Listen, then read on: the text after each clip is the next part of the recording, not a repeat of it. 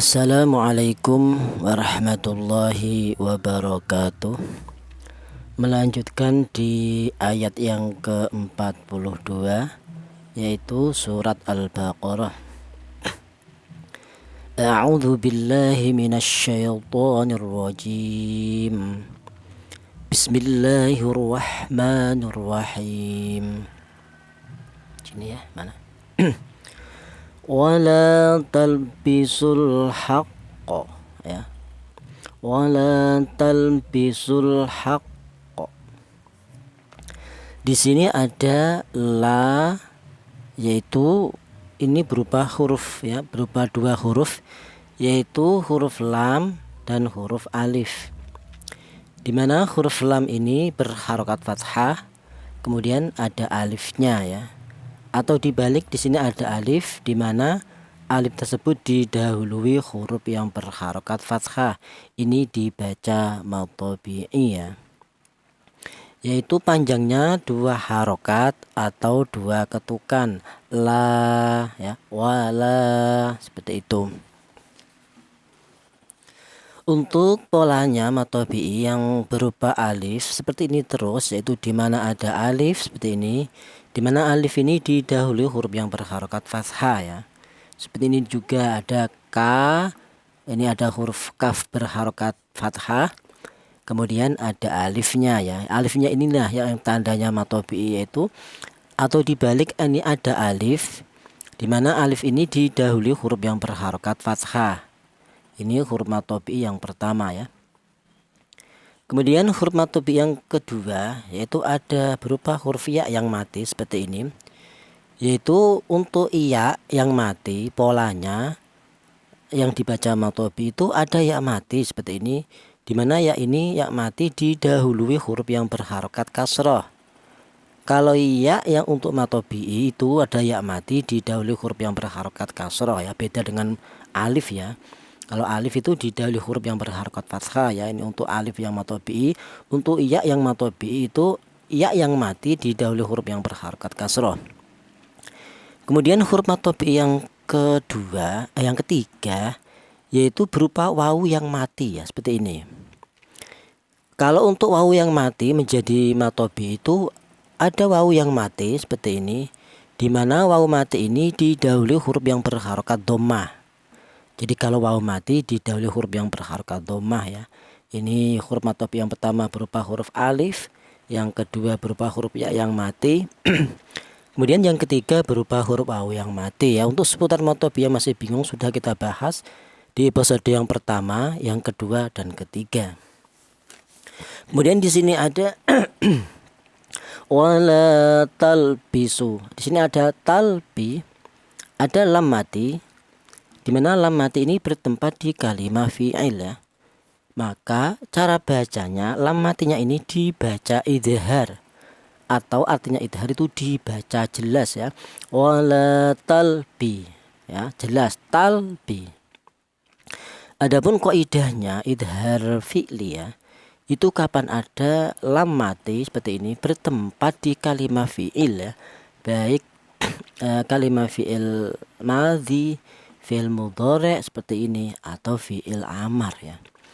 Untuk nadumnya idhar fi'li itu wala ma fi'li adhiran ha mutlaqo fi ma siwa lami wara'in kaltaqo. Untuk seputar nadum tajwid sudah kita bahas di episode ke-29. Saya ulang, cara bacanya lam matinya ini dibaca idhar atau dibaca jelas, talbi, seperti itu, ya. Kemudian di sini ada talbisul ha. Di sini ada alif lam, ini alif lam, ya, masuk pada kalimah isim.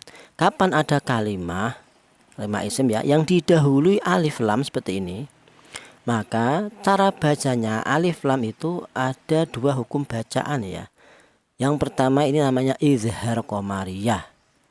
Jadi al-ha dibaca izhar qamariyah, alasannya ada al ta'rif atau lam ta'rif berjumpa dengan huruf ha, di mana huruf ha ini masuk kepada hurufnya idhar qamariyah. Yang namanya idhar, laki-laki idhar itu artinya jelas. Yang mana yang dibaca jelas, lam matinya dibaca jelas, talbisul ha, ya. Untuk yang ini itu idhar qamariyah, lam mati, yang masuk pada kelima isim itu idhar qamariyah. Kalau yang ini lam mati yang masuk pada kelima fi'il itu dibaca idhar fi'li ya. Sama-sama idhar cuman dibedakan. Untuk yang masuk pada kelima fi'il namanya idhar fi'li. Untuk lam ta'rif yang masuk pada kelima isim namanya idhar qamariyah. Untuk al yang berikutnya, di mana setiap alif lam, setiap kalimah yang dimasuki alif lam seperti ini itu mengandung dua hukum bacaan tajwid. Satu idhar qamariyah seperti ini, yaitu ada alif lam berjumpa dengan huruf H. Yang kedua namanya idgham samsiyah, ini ya. Sama, ini alif lam berjumpa dengan huruf lam ya. Tahdid ini huruf yang double ya. Jadi lam ini alif lam kan al, kemudian ada lamnya lagi lah. Alif lam berjumpa dengan lam itu dinamakan idgham samsiyah. Jadi setiap ada kalimah yang dimasuki alif lam ada dua hukum bacaan tajwid. Satu ini yaitu idgham samsiyah, alasannya ada alif lam berjumpa dengan huruf lam. Yang kedua dibaca idhar qamariyah, yaitu alasannya ada alif lam berjumpa dengan huruf H. Untuk yang seputar untuk idhar qamariyah dan idgham samsiyah sudah kita bahas di episode ke-6 ya. Untuk ini kaidahnya yang idhar qamariyah itu kapan ada alif lam berjumpa dengan huruf 14 yang terdapat dalam nadham fi abghi hajjaka wa khaf aqimah. Untuk yang ini idgham samsiyah itu kaidahnya kapan ada alif lam berjumpa dengan huruf 14 juga yang terdapat dalam nadham tifthum masil rahiman tafuz dibdani'am da su'adhani yursyarif alil karam ya. Kita geser dulu. Di sini ada bilba ya. Nah, sama ini ya.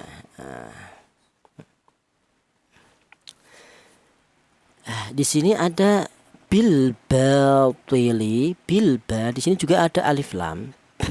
Di mana alif lam ini berjumpa dengan huruf ba. Huruf ba ini termasuk hurufnya idhar qamariyah.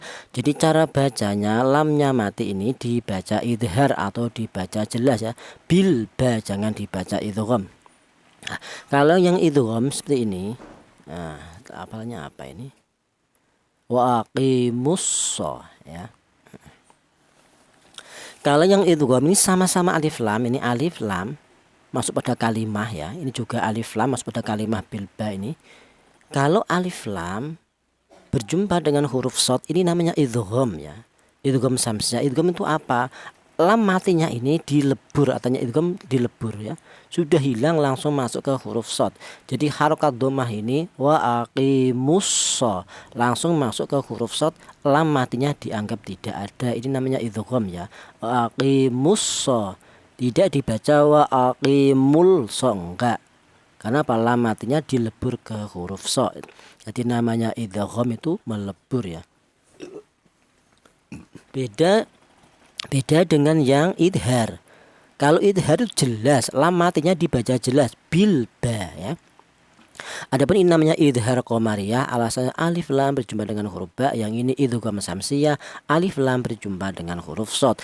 Untuk polanya yang lebih mudah mengetahui tentang bedanya idhar qamariyah dan idgham samsiyah itu ini ya. Kalau yang idgham samsiyah itu setelah alif lam ini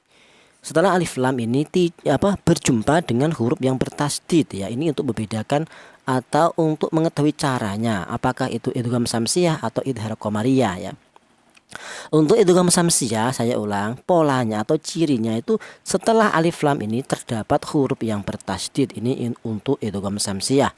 Sedangkan untuk idhar qamariyah yaitu setelah alif lam sama, akan tetapi setelah alif lam ini tidak berjumpa dengan huruf yang bertasdid, ini untuk idhar qamariyah ya.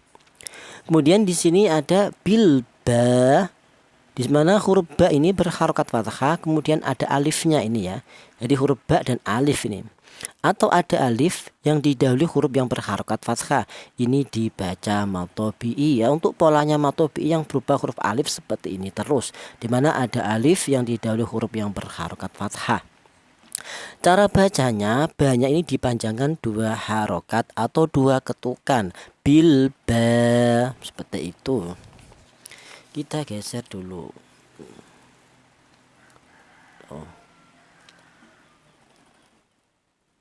Bil batil Kemudian di sini ada wa taktumul ha, lagi-lagi ini ada alif lam ya. Di mana alif lam ini berjumpa dengan huruf ha. Ini dibaca idhar lagi, yaitu idhar qomariyah. Ya, kok tahu kalau ini idhar qomariyah, sedangkan kita hurufnya idhar qomariyah itu ada 14, di mana huruf 14 itu kita belum hafal. Kita lihat polanya ya. Kalau polanya alif lam ini tidak berjumpa dengan huruf yang bertasdid ini ya. Setelah alif lam berupa huruf ha, di mana huruf ha ini tidak bertasdid, berarti ini dibaca idhar qomariyah atau dibaca jelas ya. Nah, jadi kita tahu bahwa ini dibaca lam matinya, ini dibaca idhar qomariyah. Kita tahu bahwa huruf setelah alif lam ini tidak berupa huruf yang bertasdid, berarti ini dibaca idhar qomariyah. Kalau yang idgham samsiyah ini setelah alif lam dia berjumpa dengan huruf yang bertasdid ya. Yang bedakan tadi sudah kita bahas, yaitu polanya setelah alif lam berjumpa dengan huruf yang bertasdid, ini untuk idgham samsiyah. Untuk yang idhar qomariyah setelah alif lam tidak berjumpa dengan huruf yang bertasdid. Nah, jadi dibaca apa itu watak ya. Watak tumul ha dibaca idhar qomariyah, alasannya ada lam ta'rif berjumpa dengan huruf ha. Itu alasannya ya. Kemudian pendek ayatnya. Kemudian di sini ada wa antum ya. Ada nun mati berjumpa dengan huruf ta. Di mana nun mati ini berjumpa dengan huruf ta itu dibaca idhar ya. Untuk pemula yang masih belajar pemula tentang bacaan tajwid ya, sebenarnya hurufnya ikhfa itu jangan dihafalkan, tidak apa-apa ya, tidak hafal nggak apa-apa. Dengan sendirinya kita akan tahu hafal dengan sendirinya apabila kita sering belajar, yaitu yang penting kita itu tahu hurufnya idhar. Dimana huruf idhar itu ada 6, yaitu hamzah, ha, ha, kha, ain, ghin. Kemudian hafal lagi hurufnya idgham bi gunnah, yaitu ada 4, yaitu ya, nun, mim, wawu. Kemudian hafal hurufnya idgham bila gunnah, yaitu ada 2, lam dan ro. Kemudian hafal lagi hurufnya iklab, yaitu 1, ba. Selebihnya itu hurufnya idhar ya. Selebihnya itu hurufnya ikhfa, maaf ya. Jadi kalau kita lihat ada nun mati bertemu dengan ta, ini bacaan apa ya? Kita lihat ta ini apakah masuk pada idhar. Huruf idhar ada 6, hamzah, ha, kha, kha, ain, ghin. Oh, ternyata ta ini bukan hurufnya idhar. Berarti ini tidak dibaca idhar. Kemudian kita lihat lagi, ta ini apa masuk pada hurufnya idgham bi gunnah. Kita tahu hurufnya idgham bi gunnah ada 4, yaitu ya, nun, mim, wawu. Oh, bukan. Berarti bukan dibaca idgham bi gunnah. Kemudian kita lihat lagi apakah huruf ta masuk pada hurufnya idgham bila gunnah. Hurufnya idgham bila gunnah yaitu lam dan ro. Oh, bukan lagi. Kita lihat apakah ini bacaan iklab, yaitu hurufnya ba. Oh, bukan. Iklab adalah hurufnya ba. Oh, berarti kalau tidak idhar, tidak idgham bi gunnah, tidak idgham bila gunnah, tidak iklab, berarti ta ini hurufnya ikhfa. Nah, dengan sendirinya kita hafal dengan sendirinya. Berarti cara bacanya ikhfa itu disamarkan. Jadi ikhfa itu mengandung ya samar juga ada dengung, itu ikhfa. Cara bacanya wa antu ya, juga jangan idhar, wa antu jangan ya. Nah, ini ikhfa. Ikhfanya ini ikhfa a'la ya. Teman-teman yang baru tahu tentang ikhfa, yaitu sebenarnya ikhfa itu dibagi 3, yaitu ada ikhfa a'la atau ikhfa aqrab, ada ikhfa adna atau ikhfa abad atau ikhfa awsat. Di mana pembagian ikhfa itu ya, itu sudah kita bahas di episode ke-14, dan contoh-contohnya ikhfa itu sudah kita bahas di episode ke-15 ya. Di mana setiap ikhfa itu beda bacaannya. Contoh yang pertama itu ikhfa dibagi 3, 1 ada namanya ikhfa a'la atau ikhfa aqrab seperti ini. Di mana ikhfa a'la atau ikhfa aqrab itu dinamakan ikhfa a'la itu samar lebih dominan daripada dengungnya. Jadi cara bacanya samar yang lebih kuat ketimbang dengungnya, itu ifa a'la ya. Dikatakan a'la itu artinya lebih tinggi. Lebih tinggi yang bagaimana? Lebih tinggi tingkat kesamarannya dibanding tingkat dengungnya, itu ifa a'la. Yaitu ada 3 huruf, yaitu huruf to, dal, ta. Apabila ada nun mati atau tanwin bertemu dengan huruf 3 huruf tersebut, yaitu to, dal, ta, maka cara bacanya ifa-nya ifa a'la atau ifa akrob, yaitu bunyi vokalnya yang dihasilkan NN ya. Wa antu, bukan dengung yang lebih kuat, bukan. Kalau dengung NG, wa antu salah. Tapi ini dibaca NN, wa antu, seperti itu. Nama lain ifa a'la itu adalah ifa akrob. Antu dibaca ifa akrob juga boleh. Kalau kita namakan ifa akrob itu, namanya akrob itu dekat ya. Dekat yang bagaimana? Dekat kita pandang dari segi makhorijul hurufnya, di mana huruf nun ini itu keluarnya berasal dari ujung lidah menyentuh langit-langit mulut. Langit-langit mulut itu di atas lidah ya. Di mana nun mati ini yang berada di langit-langit mulut kemudian berjumpa dengan huruf ta, di mana huruf ta ini keluarnya huruf berasal dari ujung lidah menyentuh pangkal gigi seri atas.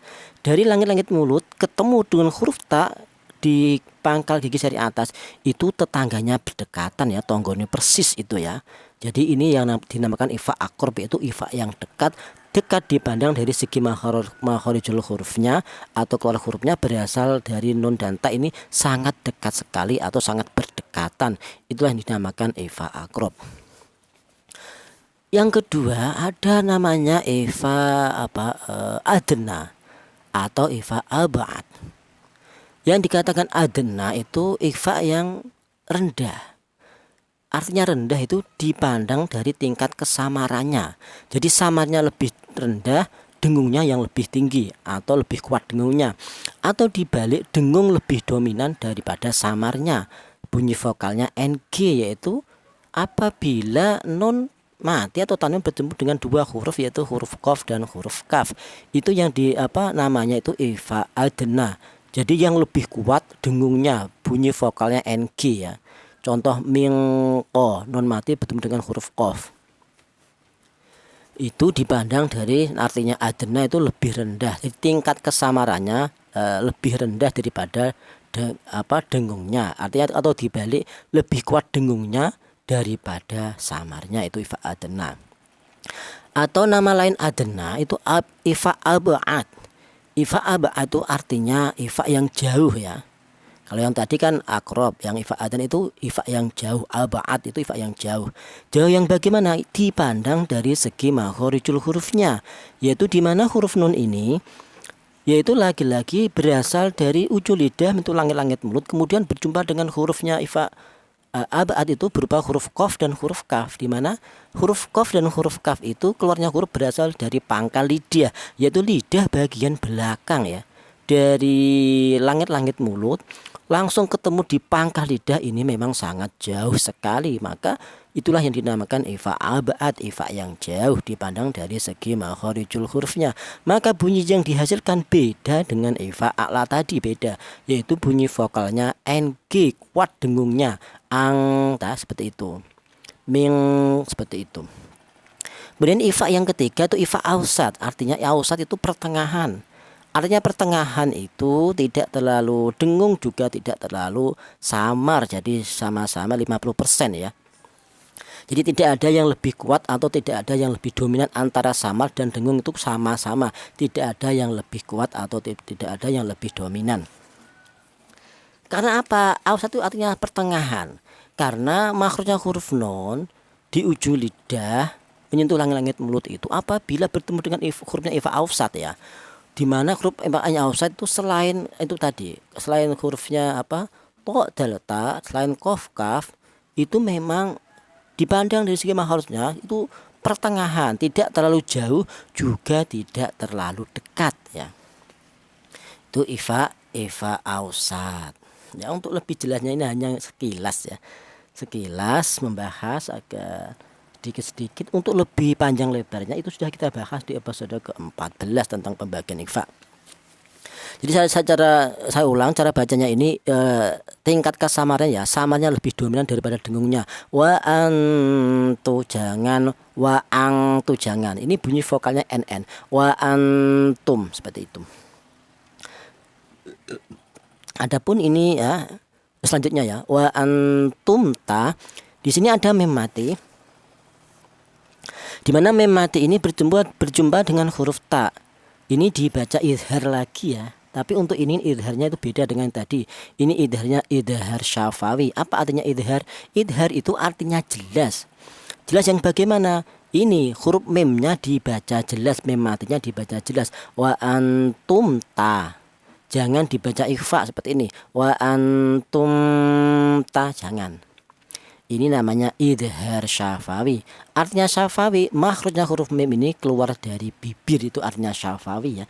Adapun kaidahnya, idhar syafawi itu kapan ada mem mati seperti ini berjumpa dengan huruf hijaiyah selain mem dan ba ya.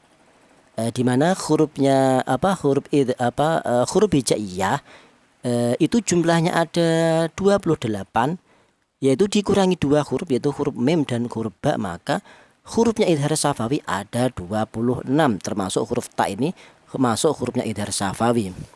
Pokoknya huruf hijaiyah dikurangi 2, yaitu huruf mem dan huruf ba ya. Jadi ada 26 itu hurufnya idhar syafawi. Untuk nadumnya ini wadhir lada bakil hurufi kulliha. Kemudian di sini ada wa antum ta, tum ta'la, ta'la di sini ada ain mati. Di mana ain mati ini, huruf ain itu huruf yang keluar dari tenggorokan, atau yang lebih terkenal huruf halak, atau yang lebih terkenal lagi itu huruf idhar. Lagi-lagi idhar lagi itu artinya jelas bahwa ain ini dibaca jelas, yaitu di mana benar-benar ain ini keluar dari tenggorokan bagian tengah atau tengah tenggorokan. Ta'la. Untuk kali ini namanya idhar halki, di mana ada huruf halak atau ada huruf idhar yang mati, maka cara bacanya dibaca jelas. Ta'la namanya idhar halki. Untuk ini nadumnya wadhir li harfi halki kasfah anna. Kemudian di sini ada ta'lamun, mun. Di sini ada matobi imu berjumpa dengan huruf nun yang diwakafkan.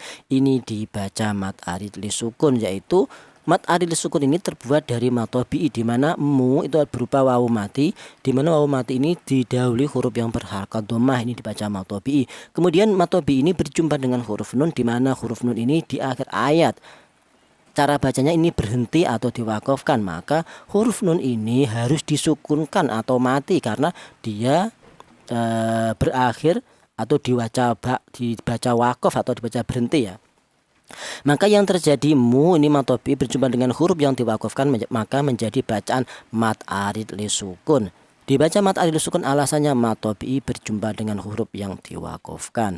Adapun nadumnya mat arid li sukun itu wa iyakun qad arada sukunu waqfan fa'aridun kanasta'inu.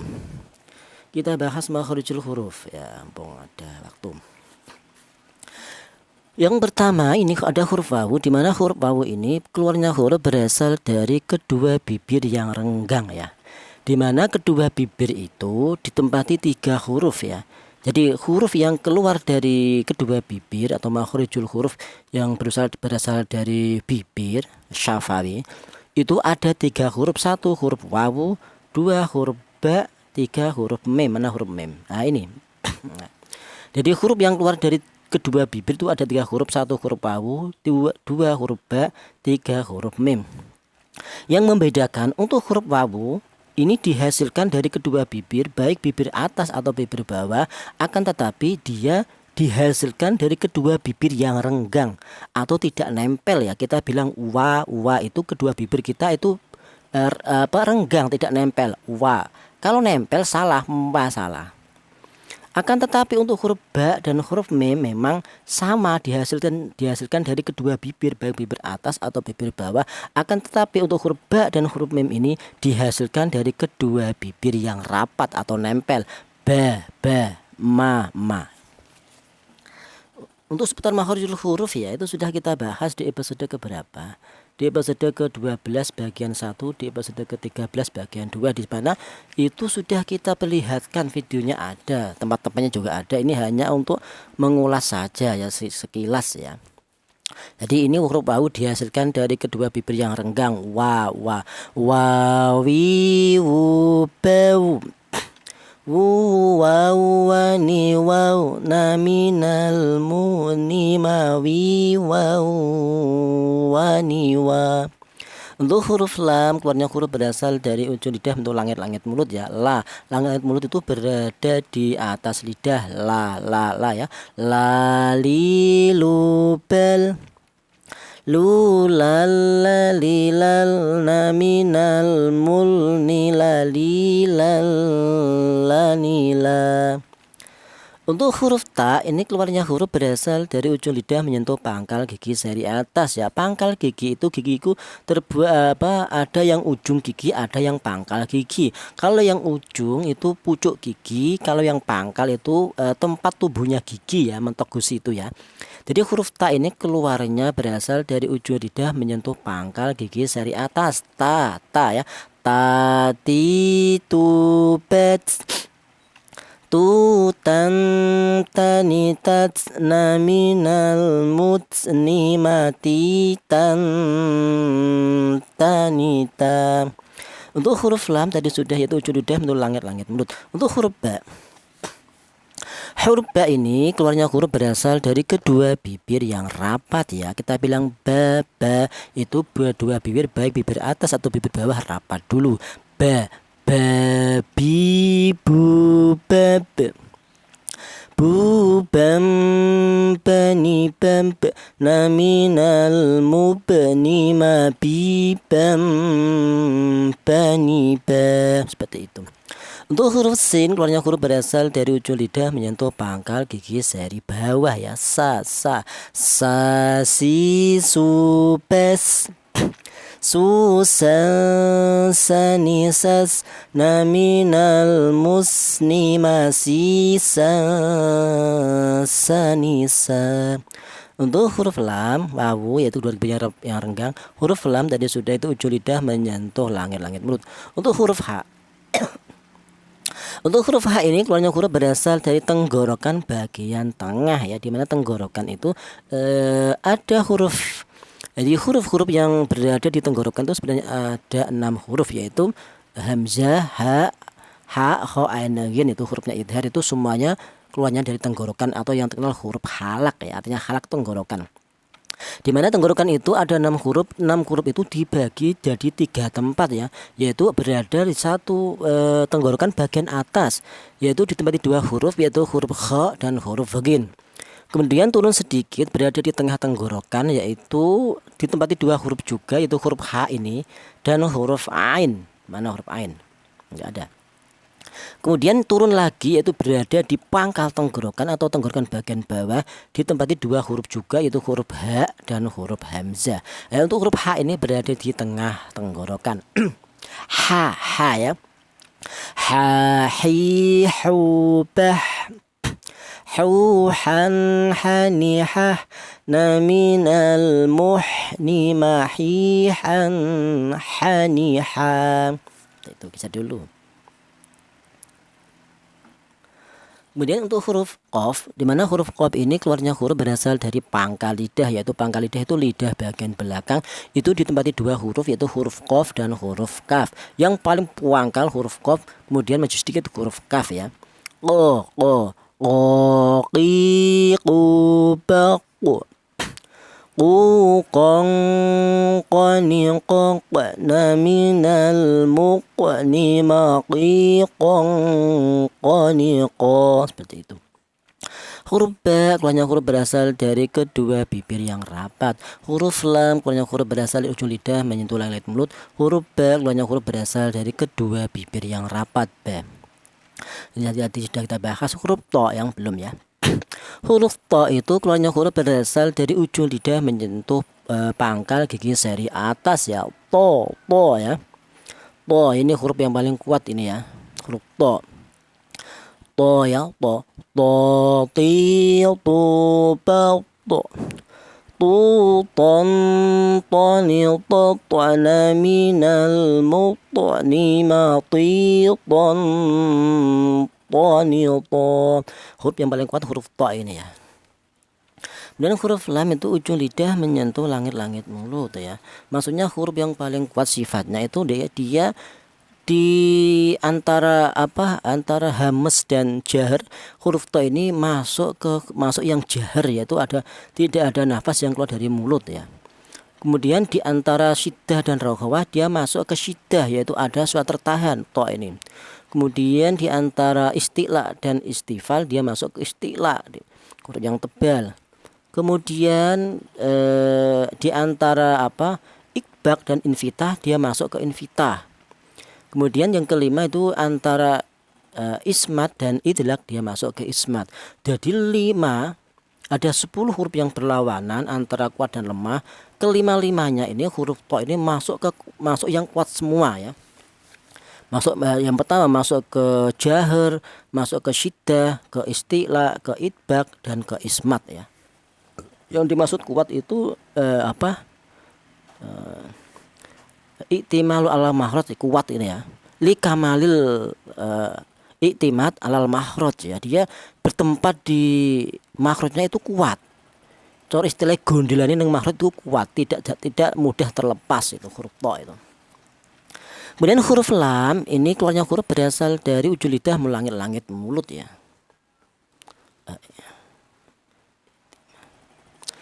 Kemudian untuk huruf wawu ini keluar tadi sudah, yaitu keluarnya huruf berasal dari kedua bibir yang renggang, wa tidak rapat ya wa. Untuk huruf ta keluarnya huruf berasal dari ta ujung lidah menyentuh langit lah. Huruf ta itu ujung lidah menyentuh pangkal gigi seri atas, ta ya. Tati tubat tutan tanitat naminal mutnimati tan tanita. Untuk huruf kaf ini keluarnya huruf berasal dari pangkal lidah ya. Pangkal lidah ada 2 huruf, yaitu huruf kaf dan huruf qaf ya. Keluarnya berasal dari lidah bagian belakang itu pangkal lidah. Ka ya, kaki kubek kang kanikak naminal muknimaki kang kanika. Untuk huruf ta yaitu huruf berasal dari ujung lidah menyentuh pangkal gigi seri atas, sudah tuh ya. Untuk huruf mem ini dihasilkan dari kedua bibir yang rapat, ma ya, mami mubem. Loh, bener ini atau salah ya? Bener ya, huruf mem. Mami mubem mumam manimam naminal mumnimami mam manimam. Untuk huruf lam ujung lidah menyentuh langit-langit mulut. Untuk huruf ha keluarnya huruf berasal dari tenggorokan bagian tengah. Ha ya, bersih, ha beda dengan kha. Kalau kha itu kasar, kalau kha itu berada di tenggorokan bagian atas, sama-sama tenggorokan. Untuk huruf kha yang ada titiknya itu keluarnya berasal di tenggorokan bagian atas. Untuk huruf ha itu turun sedikit berada di tengah tenggorokan. Bunyinya bersih, ha ya. Ha hi hubah huhan hanihah naminal muhnimahihan haniha. Untuk huruf qaf keluarnya huruf berasal dari pangkal pangkal lidah. Qaf sudah tadi ya. Oh ya. Untuk huruf wawu keluarnya huruf berasal dari kedua bibir yang renggang, yang tidak nempel ya, wa. Untuk huruf hamzah keluarnya huruf berasal dari tenggorokan bagian bawah atau pangkal tenggorokan, a ya. A i u ba u an ani a naminal mu'nima i an ani a. Untuk huruf nun keluarnya huruf berasal dari ujung lidah menyentuh langit-langit mulut ya.